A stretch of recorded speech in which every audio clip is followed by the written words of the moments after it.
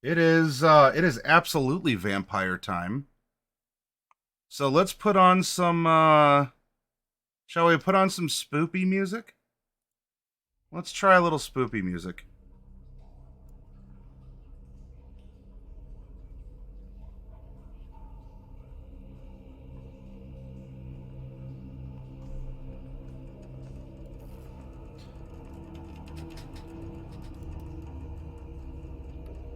Now, what are we going to be getting into tonight?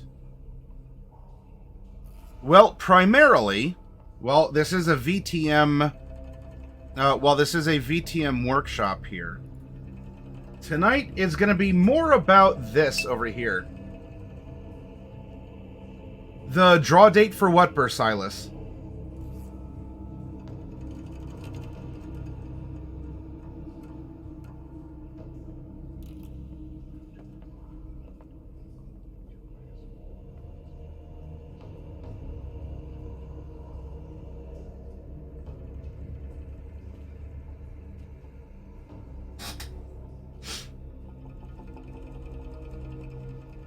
Well, Bane, if this is the catalyst that is able to get you into a game, then excellent. And I hope that that this can power you through that. Yep, Ivalon. This is our VTM workshop series, and after that will be Call of Cthulhu, and then a wild card in December. Ah, the tower to tower. Uh-oh.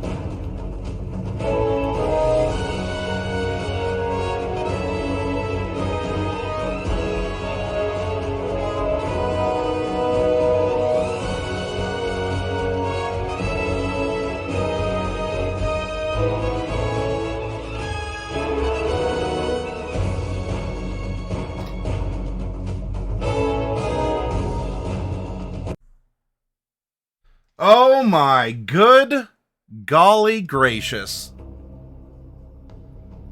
If it isn't Darling Creepshow, what have we done to be cursed, visited by you?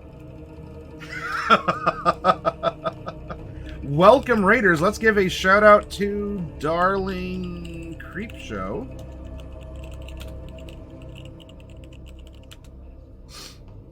Please do give her a follow.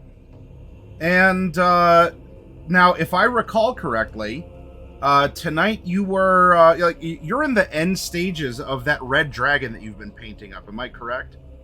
Now, this just shows: do I pay attention to everyone? Do I lurk? Do I know what's happening? But welcome to you, 666 Crime, Canadian Ancient Gamer. Welcome back. It's good to see you again. Mortal Crux, howdy as always. Oh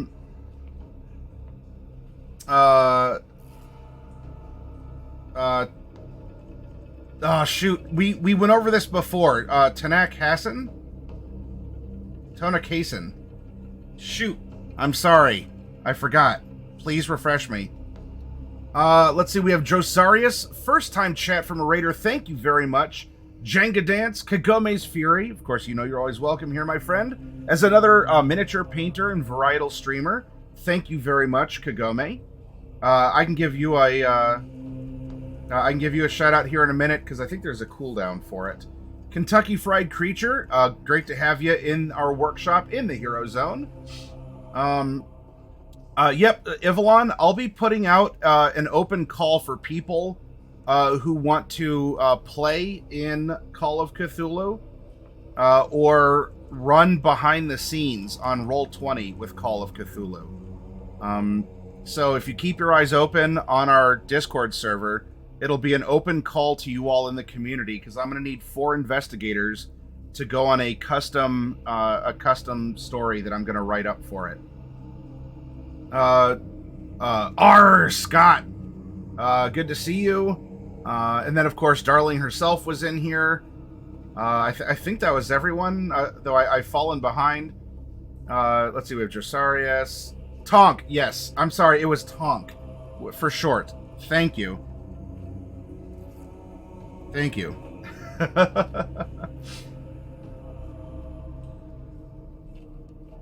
Yep, you're very welcome, Kagome. Let's see if it's refreshed. Shout out. Shout out Kagome's Fury. Hey, it worked. Fellow streamers absolutely get love and boosties and uppies. If you're a fellow streamer, can I give you uppies? Hi, look everyone, look at this streamer. You get uppies.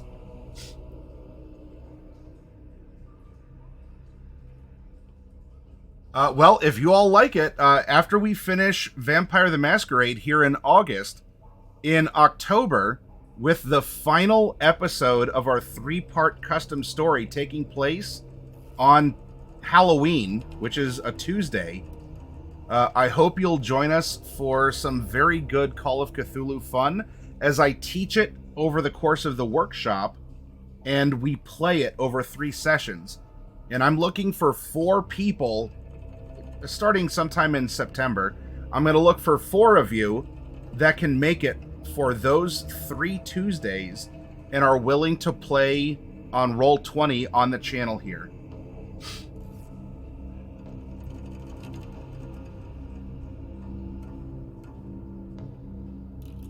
Oh, absolutely, Leninator. Kagome's Fury, she is absolutely a woman of culture. All right, so welcome everyone. What are we getting into? We're going to get into the rules of Vampire the Masquerade. Now, before we get into that, know that our very first workshop last night was a simple approach. It was, you see a book.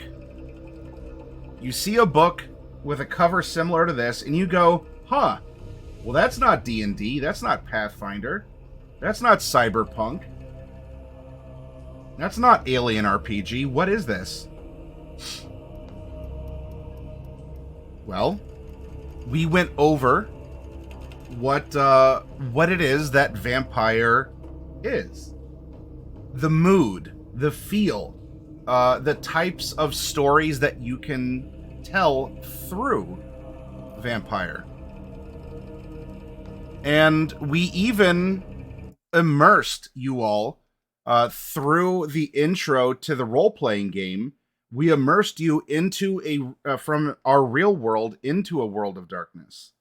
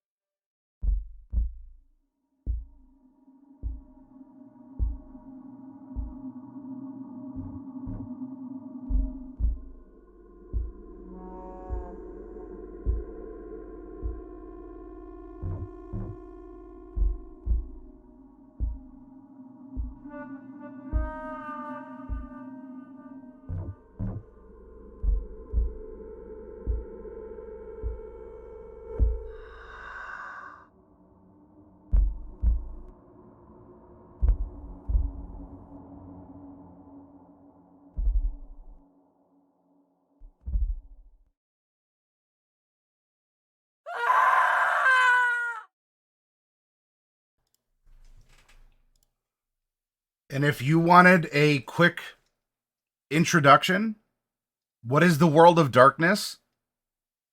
It is the things you see in the corner of your eyes in a city you're otherwise familiar with. It's the weird things that you have to do a double take because you weren't exactly sure what it is you saw the first time.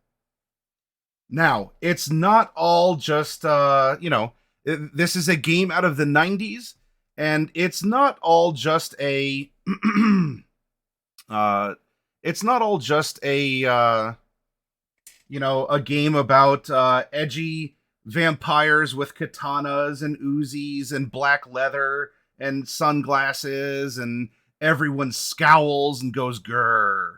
Now it can be absolutely, and you can make it horrific. You can make it edgy, and you can even make it funny.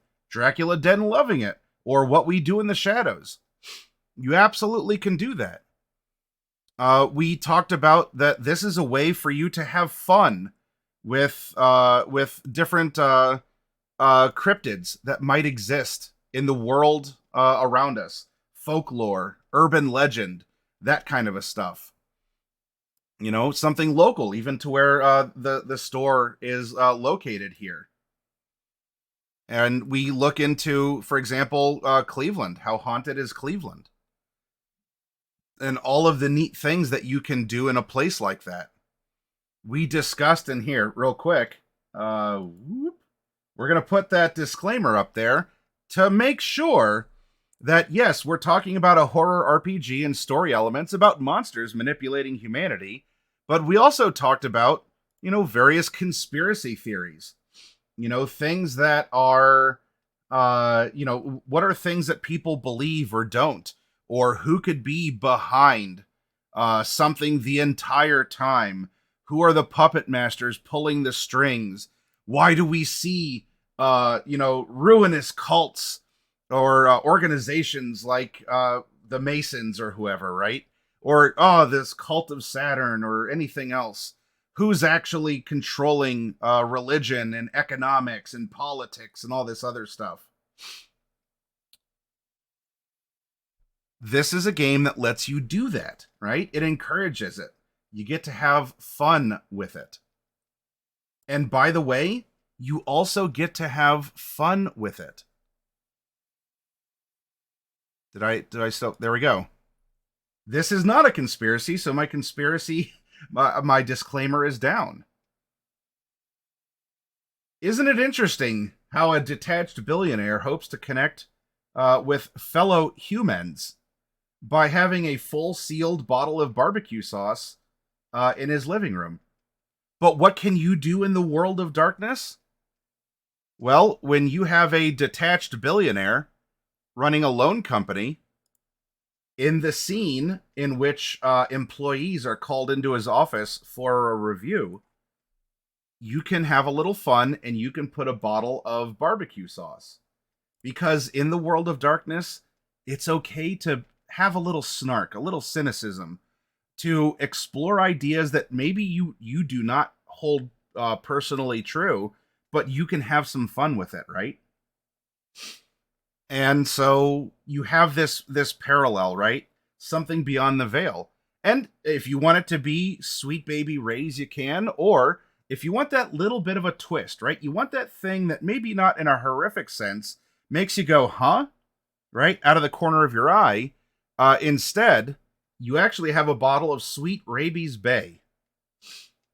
And as a personal request for any of you who ever partake in a World of Darkness game, it doesn't have to be vampire, but it would be a personal honor if you would have a bottle of Sweet Rabies Bay somewhere in your game.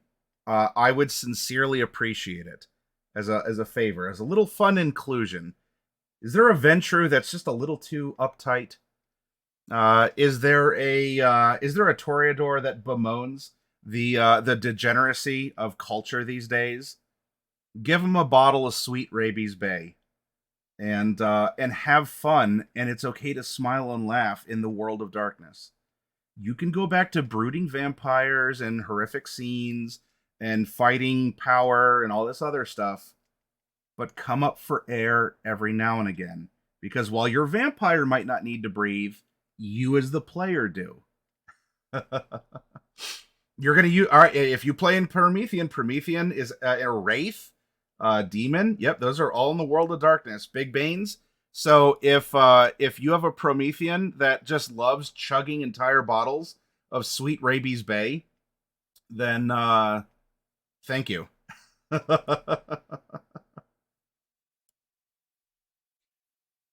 So we went into, you can meme on stuff, you can have all sorts of fun, you can delve into the more serious, even arguably more D&D like, right?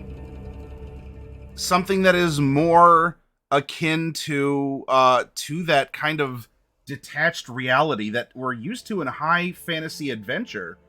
But when you go, a place like this actually exists in Cleveland, down in the salt mines, almost 2,000 feet beneath the lake. Someone, or probably more of a something, carved out these statues from the salt. Carved out this chamber of judgment. Who sits upon the throne as sheriff of this major city. And as you just saw now in this quick explanation, we have the everyday, the mundane of modernity. We have some horror, we have some fun, and we also have the fantastic. As we go through and we explore a lot of what is happening in this world of darkness. And so you have permission with a close group of friends or family. You sit down, you talk. If there's some things people want, some things people don't want, but ultimately you keep it close, you keep it personal, and you keep it spooky. And then you can delve into all kinds of fantastic things, even if it has this more of like the D&D flair, right? Of Pathfinder, of whatever, Warhammer Fantasy, Zweihander. You get into it, right?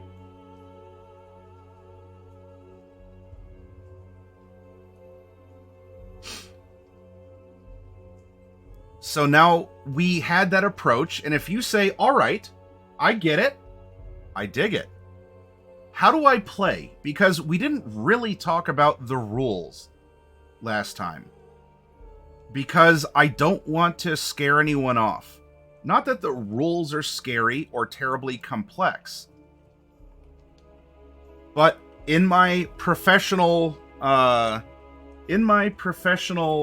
experience, if you just delve into trying to introduce or teach someone,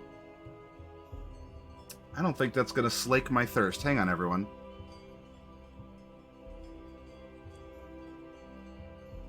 Oh, that's much better.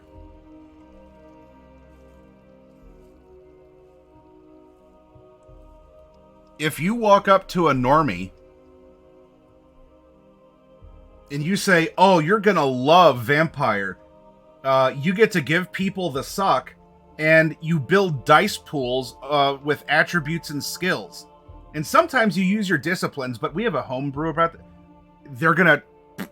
They're gonna detach. As much as it's good to geek out and show passion, there is a measure of restraint to please use. So we don't want to scare off the normies. We want to immerse them in the world of darkness. And so on that, without discussing dice pools, without discussing attributes, without discussing any of that stuff, we went over what type of story would you like to tell? Maybe even a bit of a personal challenge. And it's okay if people aren't, but you can ask, are you comfortable exploring the dark corners of humanity?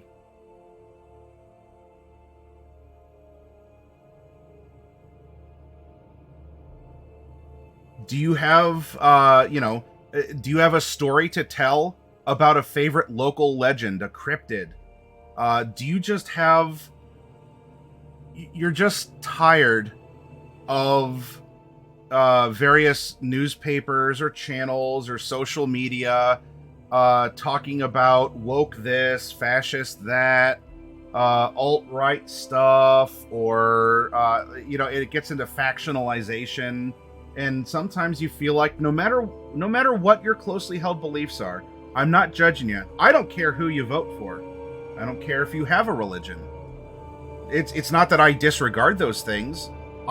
They're yours. And I'm going to presume that you have deeply held opinions because you've thought about them and you embrace them and you would like them to become more of the norm. But of course, there's differences. As long as there's 2 people on the planet, there's going to be differences. And we have 8 billion. So all of us might have that something like, oh, wouldn't it be good to explore this, where someone was, a favorite or a infamous politician that you like or don't like is actually the secret head of the blah, blah, blah, or did something. Hey, that's fine. Dig into it. Satirically, cynically, realistically, or just make it super goofy. It's your game. And the rules now will, hopefully, you see, offer you the chance to explore this world, which is much like ours, with a few extra considerations, because, well, hey, I know what I can do as a human. I can make a reasonable presumption about what you all can do as humans. Though, of course, even among humanity, we have some neat tricks up our sleeve. Some of you might be able to do a cartwheel. Me? Not so much. I am not just tall, but I have a center of gravity that might make it slightly more difficult to do.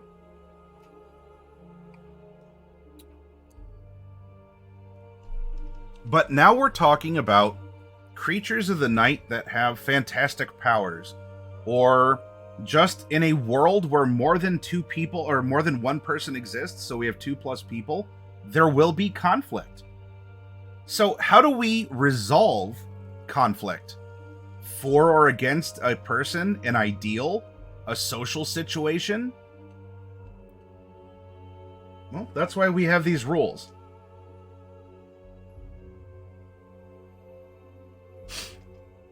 Well, and comrade, if you don't want to play vampire, hey, I still appreciate you hanging out to talk, and that opinion is absolutely fine to have.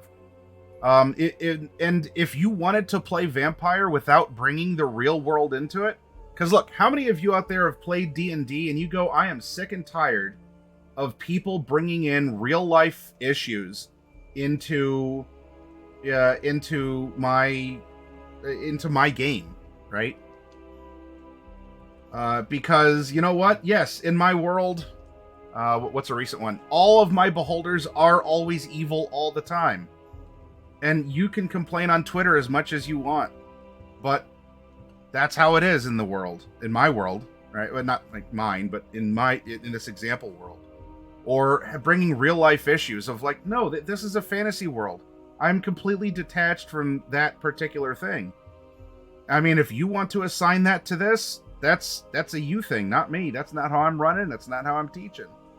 And it could be very much the same with vampire.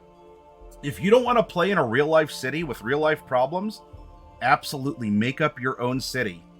Put it somewhere that either overlaps something that you already know exists, or if you go, if you have some grand scheme and you go, I know, I'm gonna have a modern day night city in Vampire, but the events of Vampire are going to lead to the night city in Cyberpunk Red, and I'm gonna have a contiguous setting, but we're gonna shift rule systems. Cool, you can do that too. Yeah, you can go back in time to the Dark Ages. And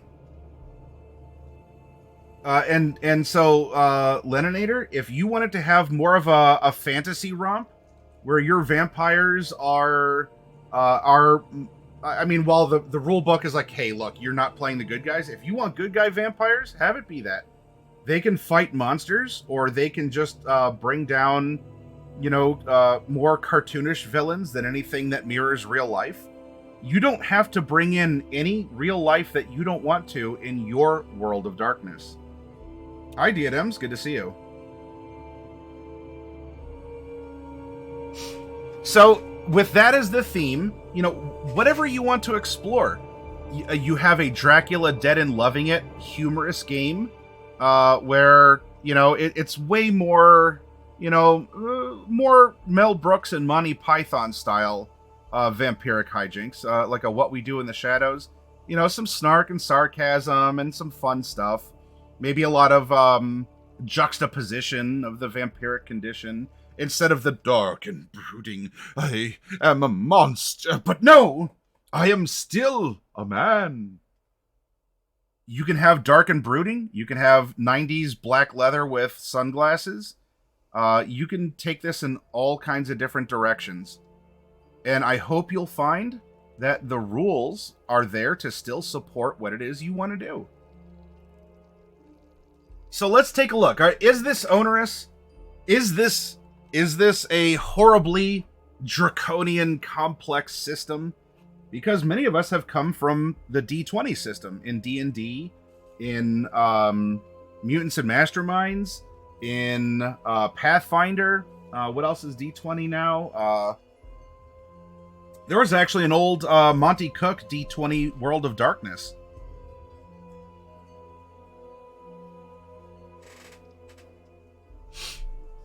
BLT says it's a lot of work, but it does sound kind of fun. I want to run a World of Darkness Shadowrun crossover. Good, I'm glad you're getting inspired by this. Josaria says, yeah, my current group of World of Darkness players don't want to deal with political intrigue and personal horror, so I send them after Eldritch Horror, and it works out great. Yeah, there we go. The system can lean into either. You can have a group of vampires that don't care a bit about politics of the Camarilla, politics of the humans. You don't get into any whatever real life issues of whatever we have as humanities as issues. You can send vampires on a ghost hunt. You can have vampires survive a werewolf hunt. And you keep it all spooky. You keep it all just, like a monster of the week. You can have a vampire that hunts other vampires. You can be a human in Vampire the Masquerade. Whether or not you're a hunter, though that is a different but very similar system. You could be a hunter, you could just be a human. You can play a human before you are embraced, then play the fledgling vampire you became. And maybe you hunt down other vampires.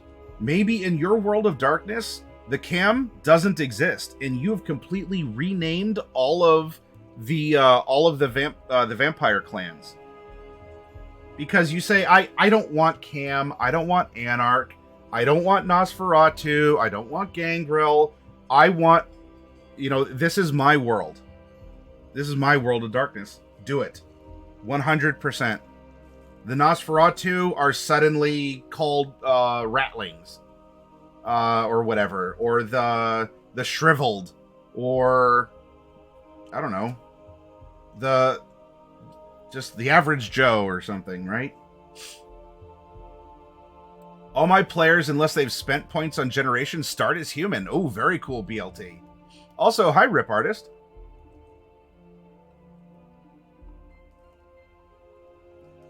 Well, it is I don't know if that's necessarily a problem, Leninator. You can still have fun doing fantasy politics within the realm of fantasy. The Bitey Boys, there you go. In fact, if you want, in your world of darkness, maybe all vampires are the same and they're all Brujah. You might be going, what are these names? They're different styles, like think in D&D, the classes, or your job in Cyberpunk or whatever. Don't worry about those details. We'll do that next week with character creation. In here, hi Rose Wolf, good to see you. In here, maybe all the known vampires just follow and also hi VPN. Just follow the You love how Brujah are built mechanically. So you strip off the name in this, and you just say, my vampires are this. And every vampire is that. Just like you can run a game of D&D, and you can say, I'm sorry, there's no dwarves in my world. Or tieflings all have 3 eyes and 3 horns and hooves. You can do that. Why not? If you can do that in D&D, why can't you do that in Vampire? In any role-playing game. Because ultimately, it's a story you're telling with other people around a table. And it's your story. Don't worry about what other people who aren't your players think. If you want to share it, sure. Some of the stuff might be better to be kept in your group at your table, depending on what you're exploring. Because maybe not everyone's into gore stuff. Maybe everyone at your table is. So, yep, it is run under the rule of cool from day one. Absolutely, Drosarius. And you'll find, as we get into the book here, that is maintained. Yep, absolutely, BLT. Absolutely. World of Darkness woke me up to gothic punk games, says Big Baines. So you have that freedom, and if that sort of freedom and creativity to embrace what you wish or reject what you wish, if that empowers you, if you say, I'm interested in this, or at least I'm curious about it, but let's see how it plays out. Well, how does it play out? Vampire the Masquerade uses mechanical game rules to provide a reliable framework to the world. Neither the players nor the storyteller, the ST, is the equivalent of the GM or the DM in other systems, nor the storyteller want the storyteller to make up everything as they go along, after all, or even follow a completely pre-planned plot. This is a game, not a novel or a movie.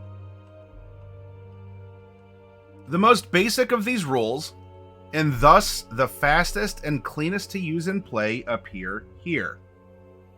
They are the core of the Storyteller System. You can run the whole game using nothing but these rules, the character rules, and the rules and powers in Vampires and Disciplines. For games with only human characters, can you imagine being a normal human, even trying to fight against a fledgling vampire?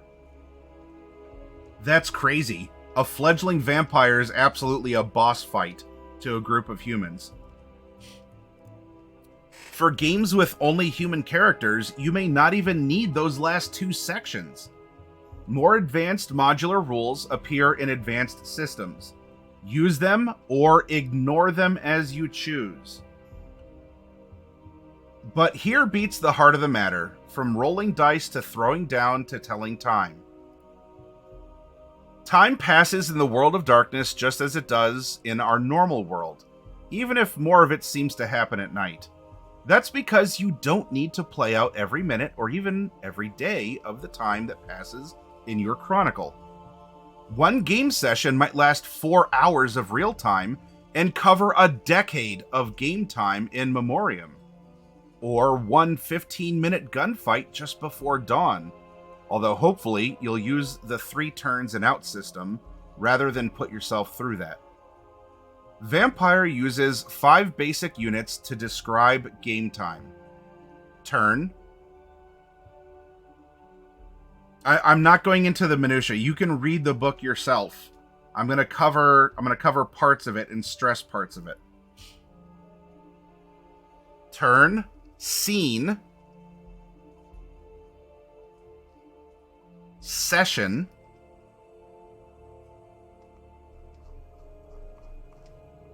story, and chronicle. Now, there might be some rules or powers or considerations that might take up a unit of this time to achieve, to earn, or to come to fruition. These are, you get recommendations, but it's still kind of loosey-goosey. Now, here we go. As was mentioned in chat, dropping the dice. Story, not rules, governs a game of vampire. Proper pacing can build a narrative to unimaginable heights of tension. Slack pacing kills even the deadliest horror.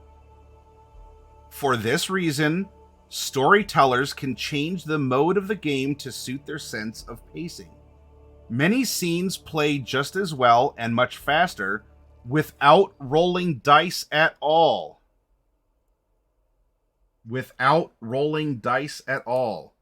Now, yes, especially if you come from a heavy dice rolling game, if that's a background, or we're in D&D, we're so used in Pathfinder, we're so used to rolling that D20 for every little thing.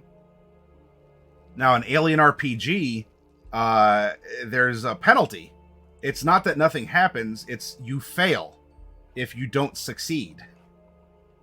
So rolling dice carries an extra weight in that game. In here, because you're a storyteller, dice should be moments of decision, or that blow by blow where every second that passes can lead to very severe consequences, as you might follow the FAFO, FAFO, in a line of things. So as players and storyteller riff on each other's contribution, dialogue, and actions. For some types of scenes, dice definitely help build drama, like scary music on a soundtrack. But you can't fill a whole movie with screeching violins or ominous bass. Roll the dice sparingly. Don't think you need to roll them throughout an entire scene, or throughout an entire scene either. You can roll them once and then play the scene toward the outcome you predicted with the dice at the beginning. Okay, it looks like you got spotted by the trenchcoat guy. How will he do that? This practice works especially well for dialogue scenes. Roll at the beginning to see who wins the debate or if the prince will be persuaded. Then both players and storyteller can shape their speeches toward the known result. Even combat scenes can work this way once players get used to it. In short, you can play any scene with lots of dice rolls, with one roll at the beginning or end, or with no dice at all. And for more on this topic, now go to page 290. That's later. We're not at 290 yet.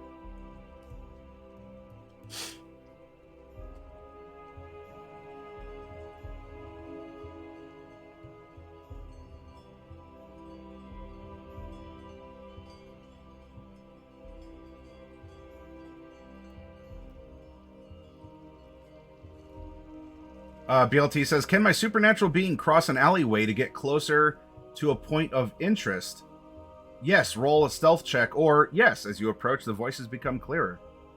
Krager says, I was going to start listening to it finally, but then the first episode starts in the middle of a campaign, so I got confused and thought I had picked the wrong starting point and haven't gotten back. Oh, for, you're talking about CR?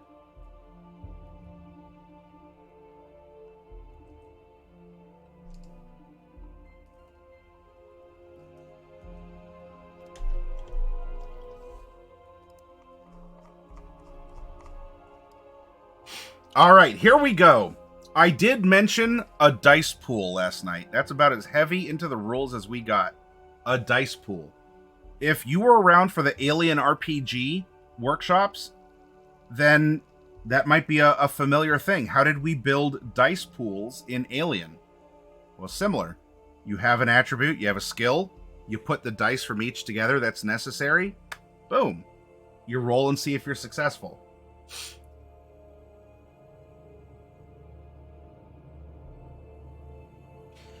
Simple tests. Most of the things characters do during a game happen without any rules governing them. They start cars, check out appetizing or dangerous strangers, search via Google, load weapons, cross streets, sniff the air, and do 1,000 other things as automatically and easily as anyone in the real world. Even a normal activity, however, might require a dice roll if performed under stress, in a hurry, or against obstacles. And activities that invite stress, haste, and obstacles require dice rolls more often than not.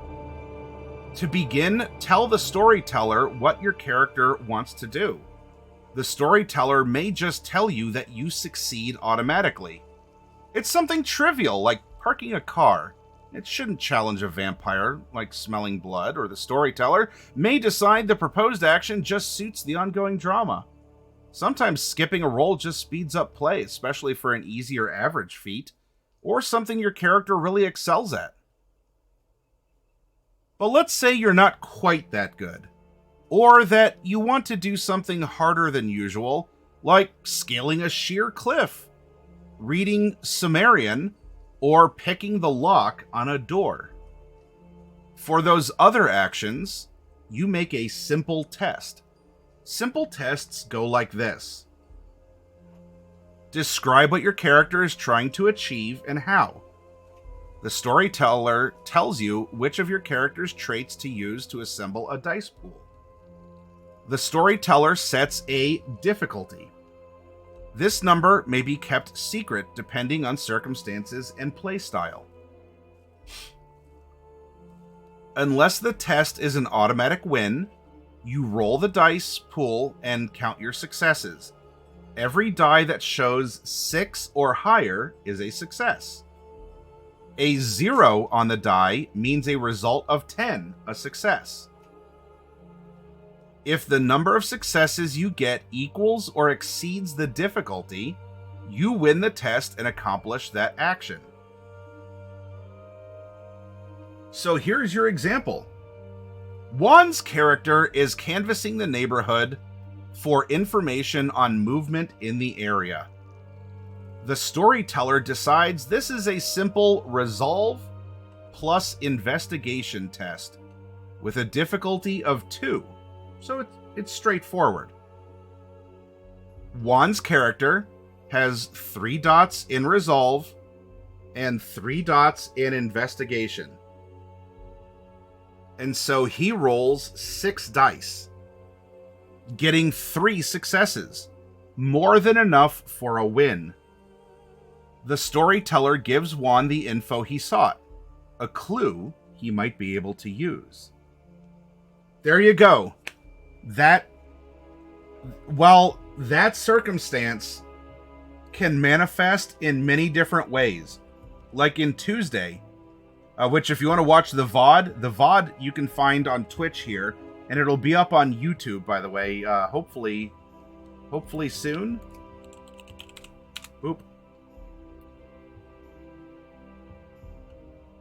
When Clyde was racing down the highway going into Dead Man's Curve, that required a difficult drive check. There were deadly consequences. It was a very difficult thing to do. And also some pride was on the line. But that right there, this is how most of the interactions, whether it's a vampire's discipline, whether it's some sort of social encounter, a combat encounter, a lot of what you're doing is just this. Here's the situation. Here's how you wish to handle it, or how you're told to handle it. You build your dice pool and you roll looking for successes. It's not difficult. You grab a bunch of D10s, you throw them out there.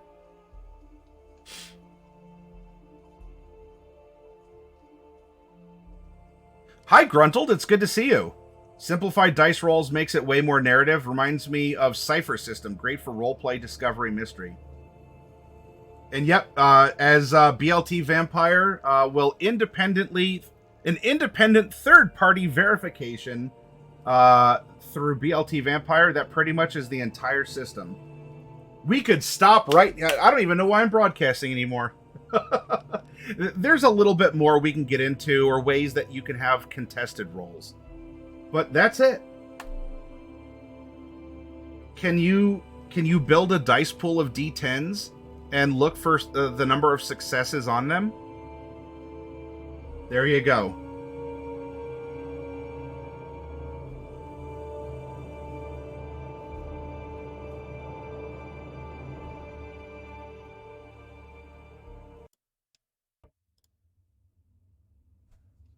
Traits.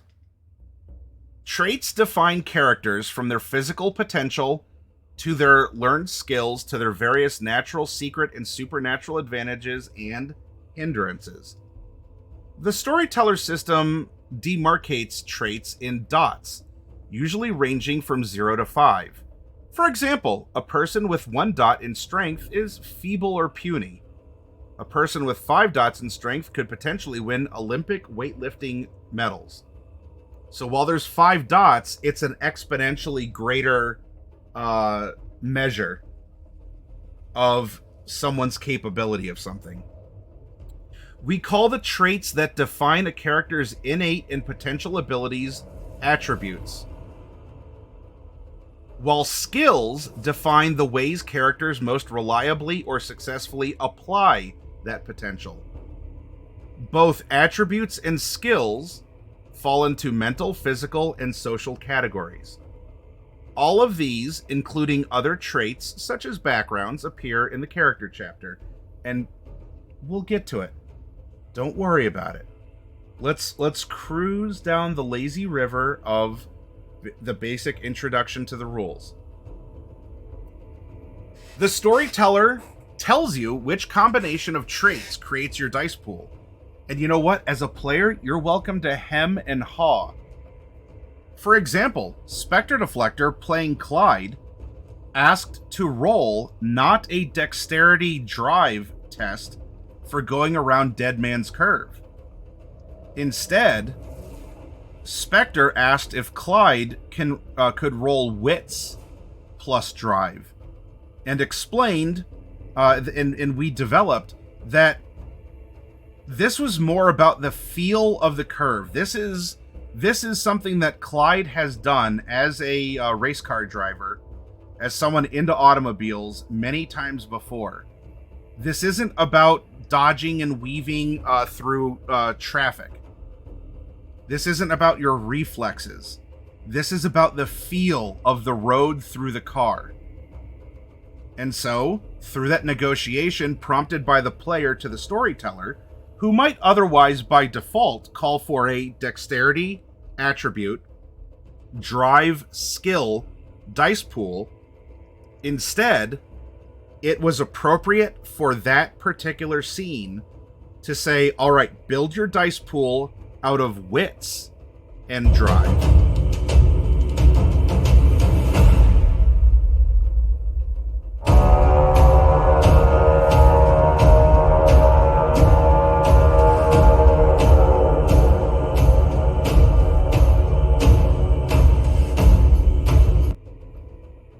Welcome, Coffee Cat Presents, my behind-the-scenes co-storyteller for the Red Deemer, who just finished up Rebirth, a D&D tale. Welcome, everyone from Coffee Cat Presents. You caught us going over the rules of Vampire. Yes, sound the horns, we approach. Oh, hi. Welcome. Thanks for stopping in, everyone. We're just getting into the fact that right here, this is Vampire. This is the Storyteller System. What's your attribute plus skill, and roll it.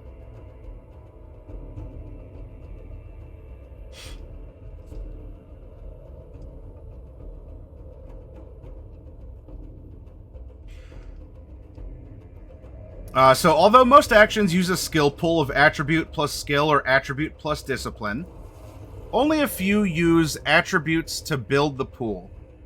Often an attribute pool represents a straightforward test of the given attribute. Strength plus strength to lift a heavy beam off a coffin lid, for example. Sometimes two attributes combine to make a pool, such as resolve plus composure tests to resist many disciplines. A character who lacks a skill rolls only the pool's attribute with no additional penalties. So, I don't know, you want to go and swing at someone, but you're not too good at brawling. And this is a strength-based attack. I mean, you can still throw a punch. You might not be as potentially successful as someone who not only is strong, but also knows how to brawl. But you can still do it. Throw your fist. Give it a try. Example. John's character wishes to research an occult topic in an arcane library. He has 3 dots of intelligence and 2 dots of occult, and thus possesses a pool of 5 dice. Well, there we go. That was the proper combination of dice to roll for that particular thing. And that one dice roll may very well be an entire scene. It's not, well, I'm going to occult this book. I'm going to occult this book. I'm going to occult this book. Could you do that? Yeah. Do you want to? I don't know. It's your story, but maybe not. So take a number of 10-sided dice, or D10s, equal to the number of dots in those traits and roll them. Traits usually have ratings between 0 and 5, so pools generally range from 1 die to 10 dice or more. Especially when dealing with social actions such as seduction or diplomacy, don't force the dice into the path of the role-playing. I'm going to highlight this. I will make it bold. Don't force the dice into the path of role-playing. Now, we all might have characters that don't reflect our own abilities. If you are more naturally introverted or a wallflower, and yet you do wish to have a social butterfly, a very outgoing person, maybe that's a way that you're trying to break out. You're trying to find, through role playing, you're trying to find personal growth. Or not, and you just want to challenge yourself. Could you rely on just your words? Possibly. Or you could ask your storyteller to leave it to the dice. Just as many of us don't know martial arts, and yet we're happy just saying, well, I attack using martial arts. Or I may be intelligent in some things. I couldn't tell you about the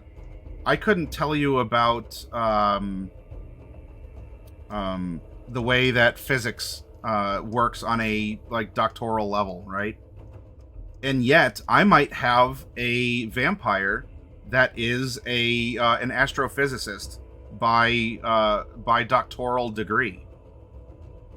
And in this case, I may not know the words or the terms, but I can at least convey my theory or what I'm hoping to achieve.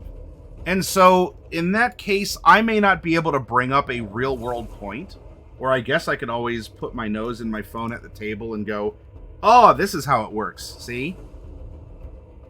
And you could leave it to dice rolls there, but if you just want to let a scene play out, sometimes just speaking with passion, whether the words are right or wrong, if you as a player have become so impassioned, or even sobbing, or you find some wellspring of something within you, why roll dice? It doesn't matter if you said something that's not technically correct, or you look back and you're like, well, the phrasing was kind of cringy. It didn't matter. Everyone at your table was leaning forward and going, where did that come from? That was awesome. That might as well be a critical success, let alone that you just succeeded at trying to, cow someone into leaving you alone. Because maybe you actually just had a bad day grocery shopping. You got the cart with the wonky wheel. You ran into someone who is just, an insipid, just, you wonder how this person functions at all in society. You realized that the bill you paid went $2 over what you had in your checking account, and so you get to pay that fun $37 stupid tax.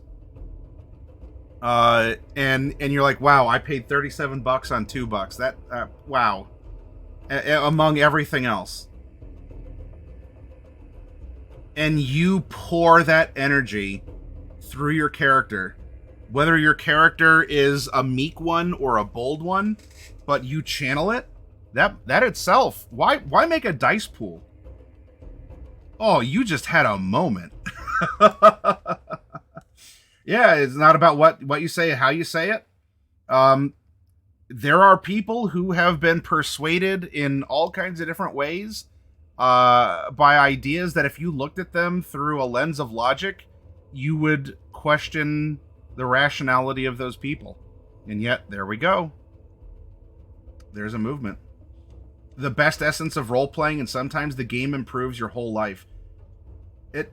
Even if it's, you just get to finally vent that energy that you had. You get to bleed it. Cheers, loves. Pinky's out.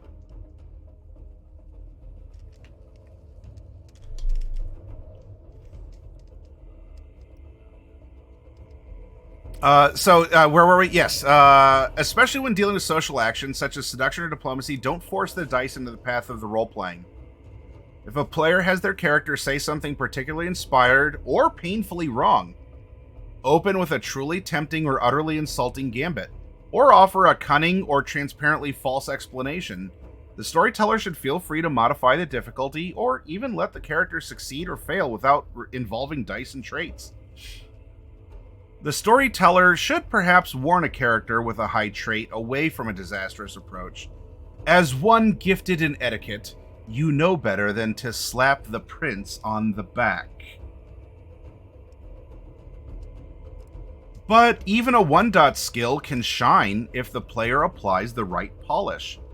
Vampires always replace normal dice with their current hunger dice in every pool.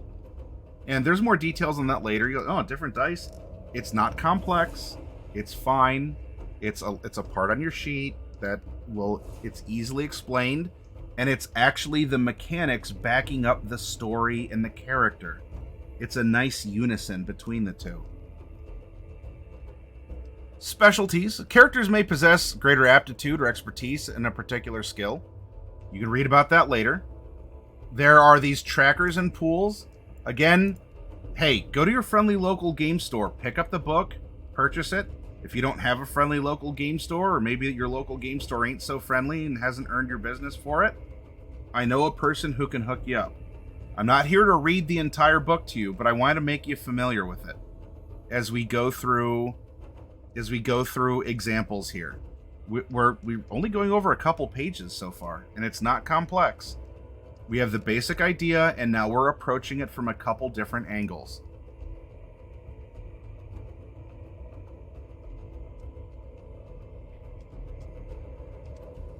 If you remember, difficulty was brought up in the prior example. How difficulty is something. The storyteller determines the difficulty of the action you're attempting, expressed in terms of how many successes you need to win, i.e. to accomplish that action.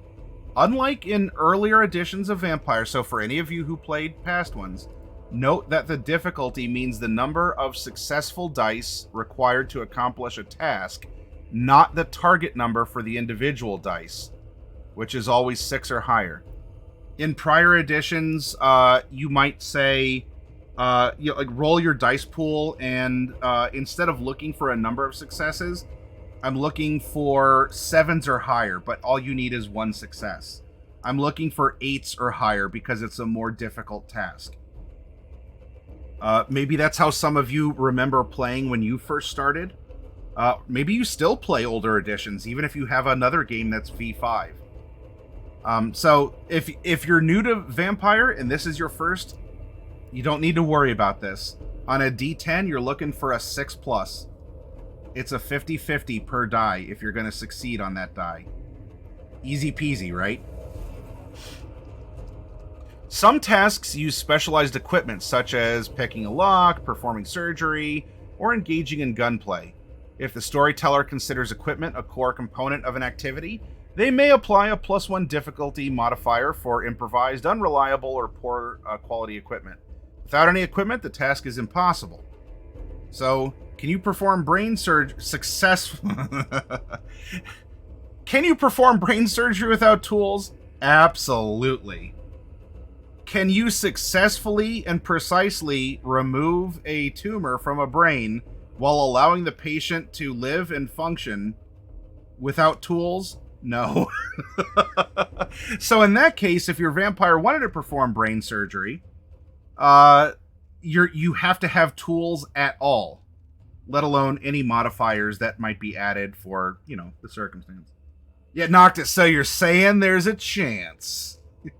the Nosferatu with like the 10-inch long pointed fingers just goes, I got this. Easy. Yeah, pliers are tools. Opposition. Characters sometimes attempt actions that a storyteller played character, SPC, as opposed to an NPC, a non-player character in other systems. An SPC opposes. Ergo, hacking a bank's monitored computer system, sneaking past a guard, or seducing a victim. The storyteller can choose to define those actions as contests. But for speed of play, they might prefer to represent the opposition with a static difficulty number. They can determine that difficulty several ways, using whichever one is fastest. Decide on a difficulty according to the table below. Divide the SPC's corresponding dice pool in half, rounding down. Decide the target SPC's skill and use that as the opposing difficulty. Even if the foe's nominal skill is 0, the difficulty is 1. Skill and attribute ratings of 2 or 3 are the most common. And I had a blend of this in our first Redeemer game. So you go here now. Do you have to memorize that routine actions are 1 success and that hard actions? Because if we did that, the words that I used were not correct with the rules as written here. For performing these things. Can you? Absolutely. Must you? Not necessarily. And you can always use an ST screen or a rules reference or something along those lines. Or if you don't want to memorize any of this stuff, you can just tell the player, here's your dice pool. I'm looking for 2 successes. I'm looking for 3 successes. Because maybe you keep swapping up moderate and straightforward, or routine and whatever.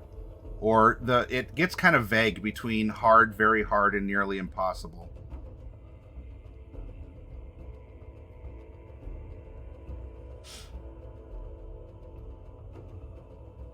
Oh my goodness, one of my player characters died, but the party was able to revive him. Oh, I'm sorry I missed out on that. What, can you at least give a brief, what happened, Coffee? Or player character, or the player of the character who died? Now, you can modify the dice pool. Storyteller might decide to add or subtract a modifier to any dice pool. Vampire has 2 basic types of modifiers. Change the size of the dice pool. This modifier reflects a change or circumstance for the character. They're drugged, they use a specialty, they appear terrifying, etc. Or alter the difficulty. This modifier reflects a change or circumstance for the action. So, dice pool for the character, difficulty for the action. Rainy weather, badly maintained equipment, performed under gunfire, on unfriendly turf, etc. In general, shifting the dice pool up or down by 2 dice has the same statistical effect as decreasing or increasing the difficulty by 1. And why is that? Remember, on your D10, you're looking for 6+. It's a 50-50. So if you're rolling 2d10, statistically, and you all who have it can spam Derek dice in chat. Statistically, every 2 dice you roll will give you 1 success. Statistically. So that's why this is saying shifting the dice pool up or down by 2 dice has the same statistical effect as decreasing or increasing the difficulty by 1. Storytellers should use common sense when stacking modifiers. At some point, no amount of gilding the lily helps accomplish the task. Likewise, characters' basic gifts can carry them through seemingly dire circumstances. Consider capping modifiers at plus or minus 2 to the difficulty, or at 3 dice added or removed from the character's pool. This guideline applies to ad hoc storyteller modifiers, not to modifiers from specialties or specific rules. Penalties can never cause a pool to drop below 1 die. Seems easy, right? And this is encouraging you, don't hem and haw, because it is so easy to ruin the pacing of something when there's a fierce negotiation that almost becomes rivalry between a player and the storyteller. When one of them goes, well, it's raining, so minus 1 die, and the other person says, aha, but I have a rain slick on. And rain slicks give a plus 2, so I'm actually up plus 1. Yes, but it's also dark, so minus 2. Now you're at negative 1. And you see how it gets into almost a... it gets into a petty negotiation over the mechanics instead of a fun, dramatic moment. Because can you min-max in Vampire? Can you build a character or argue as the player socially for like you actually are squeezing blood out of a rock with everything you do, and you have a min-max character that is built to just cheese everything mechanically? Absolutely. Every role-playing system, you can do that. This is encouraging you to not... Please. Can you? Yes, but here's a recommendation. Just keep it capped. And ultimately, add up everything, feel it out, or if you want to mathematically put your pluses and minuses, there you go. Automatic wins. If a character's dice pool is twice the task's difficulty, the storyteller may opt to rule that the character wins automatically without a dice roll. Automatic wins streamline play and reduce distracting rules interludes. Apply them vigorously, especially outside of combat or for tests where character failure is boring. Information gathering tests, conversation openers, or gambits that open up the scene or let it move forward dramatically. Automatic wins seldom apply in combat or other stressful situations. A story in 3rd edition of D&D, it's like taking a 10 or taking a 20. In this case, you have a dice pool that is because it's twice the difficulty, right? Every 2 die is 1 success. If you go up to, let's say you're a storyteller, and you know that the door isn't so much locked, but it is jammed. And it will require like a shoulder, right? Because maybe it's a metal door and it kind of rusted in the frame. It's not locked. It's something a mortal could still do, and it's not being done quietly. And so you say that this would be a straightforward thing. Well, if the character approaching the rusted door has 4 dice in maybe even just 4 dice in strength alone, let alone a skill that could be used for, to add additional dice. If the character's strength is 4, why roll dice? Statistically, they're going to do it. So why slow things down? You have the heavy put his or her shoulder into the door. It opens with a loud creak and squeak, and congrats, you did it. You're now in this place.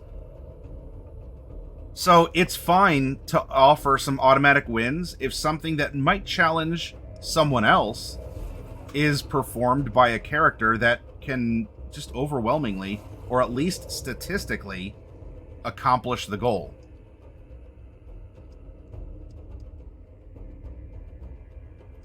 A storyteller willing to speed up opening rounds or to blow through a location they didn't intend to be challenging might allow automatic wins against mooks and nameless obstacle humans. Rent-a-cops in the office lobby, not real cops in the streets, kind of a thing, right? When you roll a dice pool, every individual die result of 6 or higher is a success, including a result of 10, represented as 0 on most d10s. If you roll a number of successes equal to or exceeding the difficulty number, the rules call that a win.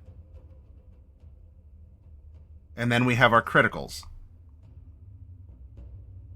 Oh my gosh, symbols and dots? How? 2 out of 10. I'm abandoning this game. This is literally impossible. The dupery that I gave you is insulting everyone. How can I've lulled you into a false sense of security of the rules. I talked a big game about running conspiracy theories and monsters in dark places and how you build dice pools out of D10s. And now you have this. Gross.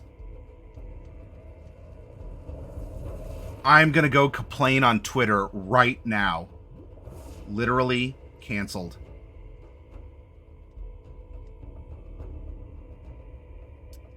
Vancouver, I'm sorry I didn't put a spoiler warning up, but yes. There may be. Though the book even concedes, you can play an all-human Vampire the Masquerade game. But I'll tell you what, everyone. Well, as you just saw, it seems like I'm in need of a drinky poo. So I'm going to get up and refresh myself. And when we come back, let's get into criticals as we continue this exploration of the rules of Vampire. And maybe I can help explain what you're seeing here, so you don't feel as taken aback as I just hyperbolically made a straw man of you to me.